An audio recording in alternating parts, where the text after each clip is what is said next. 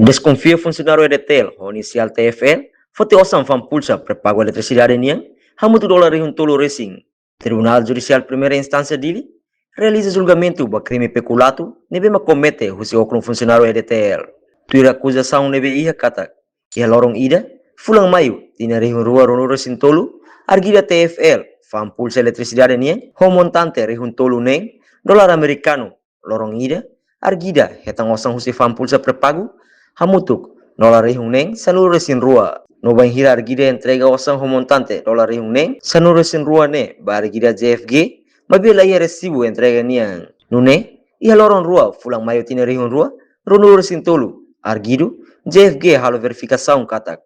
argida TFL ni narang musuh sistema significa osang homontante dólar tolu neng argida sidak entrega argida entrega date osang lebe recolha husi fan pulsa pré-pago hamutu dólar tolu neng bargido JFG hori deposita ia Banco Nacional Comércio Timor-Leste no osang nebe cobra husi fan pulsa eletricidade ne argida la entrega hotu mai benia própria osang homontante tolu neng ne benefício baniang hosi arguida ni hahalok ne for prejuízo ba estado hamutuk dólar americano tolu neng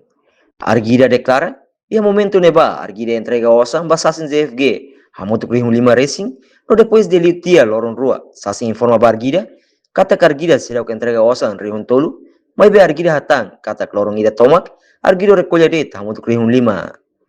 nunes sasin JFG nudar funcionário IRTL declara ia momento neba argida entrega osang baia sasin hamutuk envelope tolu lah kerek total orçamento no banhira sasin bacek ia sistema e computador sasin detecta kata argida será que entrega osang rihun tolu racing. Reportagem Marquita da Silva, Televisão Timor Post.